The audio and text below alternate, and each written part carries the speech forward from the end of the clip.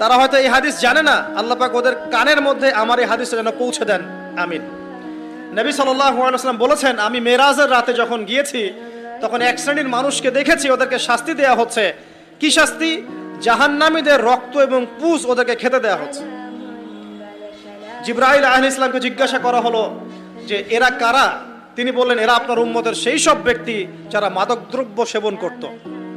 আল্লাহ রাব্বুল আলামিন তার হাবিবের মাধ্যমে জানিয়েছেন, যখন কোনো মুসলিম মাদক সেবন করে বা কোনো ব্যক্তি মাদক সেবন করে তখন 40 দিন তার নামাজ কবুল হয় না। এরপর যদি সে তওবা করে তাহলে আল্লাহ পাক তার তওবা কবুল করবেন ইনশাআল্লাহ। যদি সে আবারও মাদক খায় তওবা করার পর, আবার 40 দিন তার নামাজ কবুল হবে না। যদি সে আবার তওবা করে আল্লাহ পাক আবার তাকে মাফ করে দিবেন। যদি সে আবারও মাদক খায় আবার 40 দিন তার নামাজ কবুল হবে না। তারপর যদি আবার তওবা করে আবার আল্লাহ তাকে মাফ করে দিবেন।